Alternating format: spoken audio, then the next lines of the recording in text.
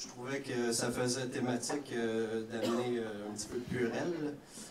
En fait, j'ai attrapé le rhume juste pour ce soir. C'était thématique. C'est vrai, je fais pas les choses à moitié. Bon, la première fois que j'ai vu le thème de ce soir, je le sentais pas. Bon, j'ai cogité un peu. Finalement, j'ai décidé de faire un petit tracé historique. M'attarder à l'utilisation du terme hygiène. Remonter aux origines. Voir un peu d'où ça vient. Rien de mieux pour se mettre dans le bain. C'est un peu formel, mais vous allez peut-être vous coucher moins niaiseux. C'est ça. Premièrement, il n'y a pas vraiment de trace du concept à l'ère paléolithique. J'espère que je n'ai pas besoin d'expliquer pourquoi. La propreté, c'était pas nécessairement la priorité à cette époque-là. Genre, si tu te cherchais un dentiste, tu risquais plus de tomber sur un os qu'autre chose. La première trace que j'ai découverte arrive à l'Égypte antique. On remarque que c'est un peuple pour qui les mesures d'hygiène sont très importantes. Ça fait partie de leur culture. À cette époque-là, on retrouve beaucoup d'hiéroglyphes qui, sans contredire, on peut affirmer que le niveau de propreté était vraiment dans leur priorité. J'en ai amené un exemple avec moi, pas que vous pensiez que je vous mens. D'ailleurs, vous pouvez le faire passer, j'en ai quelques-uns. Donc ici, on voit un pharaon avec la version 1.0 du Swiffer. Ben c'est vrai, hein, comme ça. J'en ai quelques copies, gardez-les pour votre culture personnelle. J'ai pas inventé ça, là, c'est tu sais, moi, je travaille pendant que vous allez voir des films de chats sur Facebook. Oui, c'est ça. Puis, pour appuyer mes dires aussi, en fait, leur créature la plus mythique serait le gardien de la salubrité. Selon mes sources, l'étymologie du mot sphinx serait issue du terme sphincter. Ben, sans lui, vous pouvez imaginer le dégât. Après ça, on poursuit. Les Grecs, dans l'Antiquité, chez les Grecs, il y a un grand philosophe qui est un des premiers à se questionner sur le concept. Il y a même un syndrome pour décrire quelqu'un qui vit dans des conditions insalubres. C'est quelqu'un qui vivait dans une jarre aussi. Il était insalubre, il vivait dans une jarre. C'est pas Cookie Monster, non. C'est un philosophe dénommé d'hygiène. Quelqu'un connaît? Ben, ça, je dis d'hygiène. L'ignorance crasse, moi, ça ben, c'est ça, dans ses écrits, il y a beaucoup d'allusions et de réflexions sur le concept même de l'hygiène.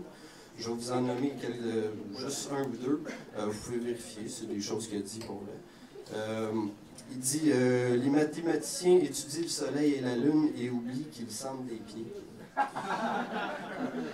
Il a aussi dit cet enfant qui boit l'eau sale dans le creux de sa main connaîtra le superflu. Vous pouvez vérifier, c'est ce que j'ai trouvé. Il parle aussi, là c'est les oreilles chastes, c'est peut-être moins... il parle de masturbation en public. Pour lui, le dépoussiérage du moineau, c'était très acceptable en lieu public. Mais dans les faits, c'est un petit peu... ça manque d'hygiène un peu comme pratique. Et d'ailleurs, ça aurait été lui le premier à utiliser l'expression « viens qui veut ».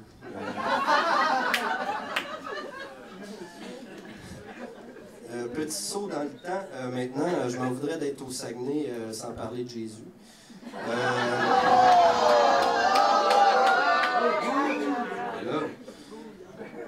Bon, d'après un testament alternatif et rare, Sur la croix, Jésus serait fait mettre des clous, mais des clous de girofle. Parce que, oui, mais les clous de girofle sont fortement réputés pour leur qualité antibactérienne, anti-inflammatoire et antiseptique. Ben, il y avait plein de plaies, là, Dieu sait qu'il y en avait besoin.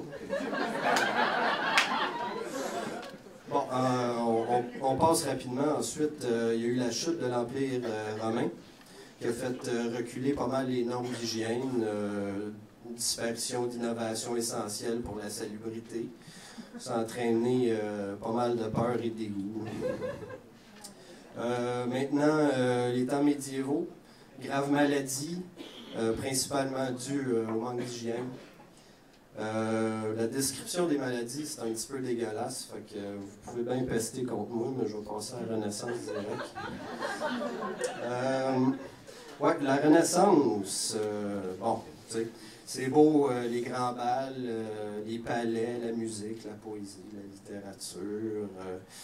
Tout était grandiose, mais sous les couches de beau et de bourgeoisie, le monde était pas mal crasseux. C'était assez dégueulasse. La croyance courante voulait qu'en ouvrant les pores de peau avec de l'eau, on évite les maladies. Donc, let's go les pommades, les poudres, les fleurs séchées, les pastilles pour camoufler les odeurs, pardon. Le pire, c'est que tout ça était très bien accepté socialement. Fait que je te jure qu'il y en a qui auraient mérité se faire passer un savon, ça c'est sûr. Je vais terminer mon survol historique, parce qu'il faut bien.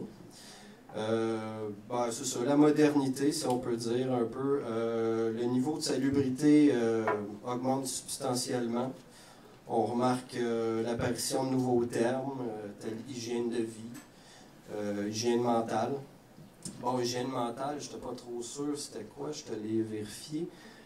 Ça serait un synonyme de lavage de cerveau, qui est très répandu de nos jours. C'est très contemporain, supposément.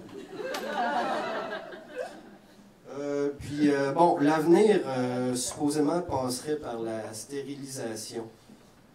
Ça veut dire qu'on vasectomiserait la population masculine pour empêcher de créer d'autres hommes. Parce qu'on sait que les hommes sont à l'origine des crottes de fromage dans les divans, les traces de pisse à la bol, les poils de chess sur le plancher. En plus de sûrement engendrer des enfants malpropres qui deviendront les rois de la pollution et des dîners congelés. Donc, j'espère que mon petit tour d'horizon a fait en sorte que vous allez vous coucher moins niaiseux ce soir. Merci.